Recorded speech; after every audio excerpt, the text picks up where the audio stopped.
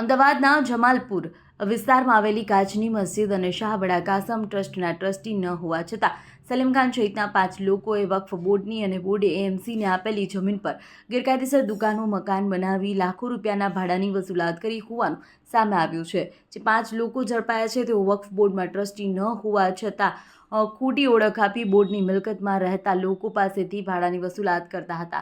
વક્ફ બોર્ડે એએમસીને શાળા માટે આપેલી જમીન પર શાળાની જર્જરિત થયા બાદ આરોપીઓ ત્યાં નવી શાળા બનાવવાના બદલે ગેરકાયદેસર દુકાન ખડકી દીધી હોવાનું પણ સામે આવ્યું છે।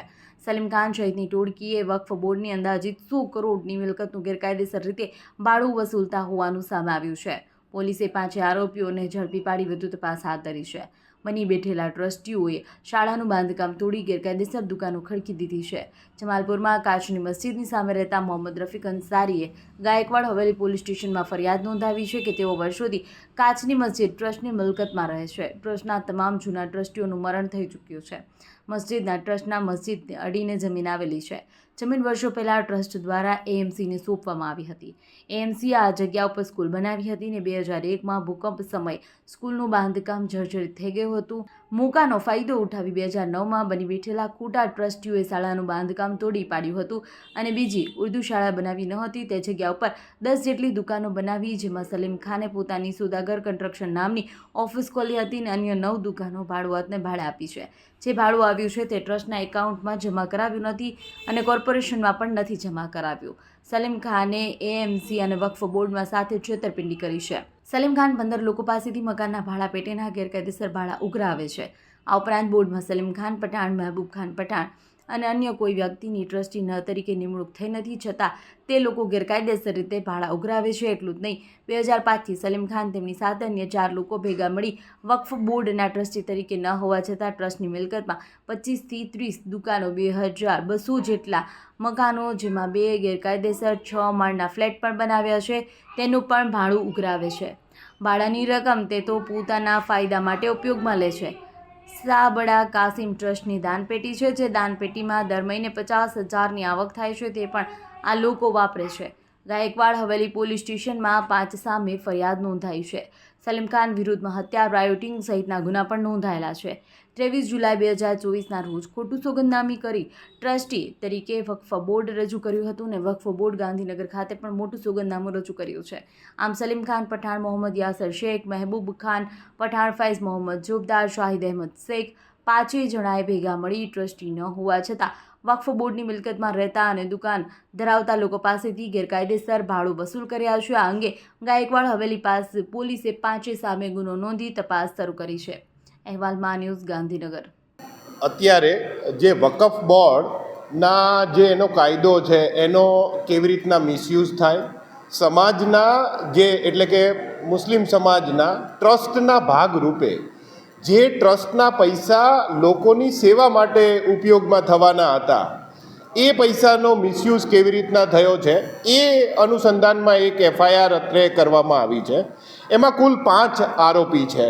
સલીમ ખાન, જુમ્મા ખાન પઠાણ, મોહમ્મદ યાસર શેખ, મહેમૂદ પઠાણ, ફૈઝ મોહમ્મદ સોબદાર અને સાહિબ શેખ, આ કુલ 5 જે આરોપીઓ છે તેમના વિરુદ્ધમાં ફરિયાદ એવી છે કે અહીંયા આપણા વિસ્તારમાં કાચની મસ્જિદ એક ટ્રસ્ટ છે અને શાહબાડા કાસમ ટ્રસ્ટ કરીને એક ટ્રસ્ટ છે। એ ટ્રસ્ટની અંદર કુલ 5000 ચોરસ વાર જેટલી જગ્યા છે।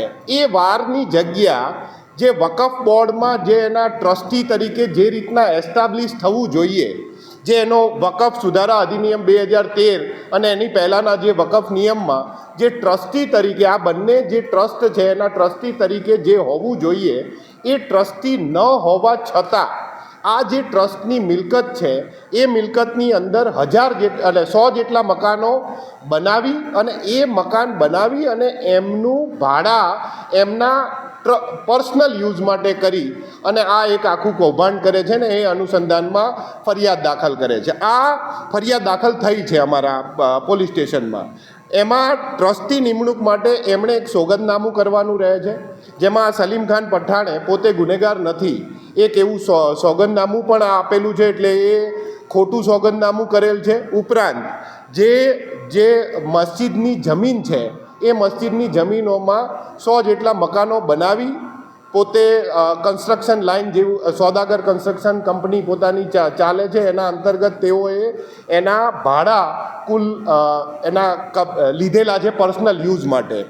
જે ટ્રસ્ટનું જે એકાઉન્ટ છે, જે બંને ટ્રસ્ટના એકાઉન્ટ છે, એ એકાઉન્ટમાં જે એમણે આટલા વર્ષ દરમિયાન એટલે 2005થી લઈ શરૂ કરી 2025 સુધી જે જે એમની આવક છે, ટ્રસ્ટની આવક, એ એમના ટ્રસ્ટના એકાઉન્ટમાં જે જમા કરાવવાની હતી એમણે પોતે જમા કરાવેલી નથી અને એમના પર્સનલ યુઝ માટે એમણે વાપરેલી છે.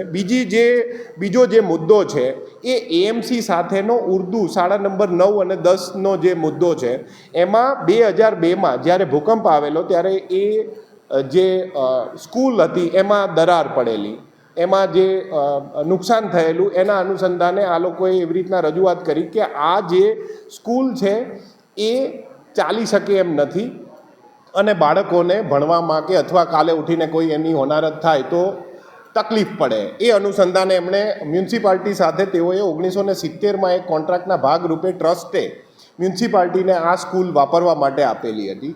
ત્યારે એમણે પરત લઈ અને એને રિનોવેશન કરીને પાછું આપવાની જે મૂળ શરત હતી એ મૂળ શરતનો પણ ભંગ કર્યો. સ્કૂલ તોડી પાડ્યા પછી ત્યાં કુલ 10 જેટલી દુકાનો બનાવી અને એમાં એક એમણે પોતાના સોદાગર કન્સ્ટ્રક્શન કંપનીના નામે રાખી અને 9 દુકાનો જે એમણે એડવાન્સ રૂપે 9 દુકાનોના એડવાન્સ રૂપે 2,25,000 પર દુકાન પ્લસ 10,000 દરેક દુકાનનું ભાડું એ એમણે જે ટ્રસ્ટના સ્વરૂપે જવું જોઈતું હતું, લોકોની સેવા માટે વપરાવું જોઈતું હતું, એની જગ્યાએ એ લોકોએ પોતાના પર્સનલ યુઝ માટે વાપર્યું.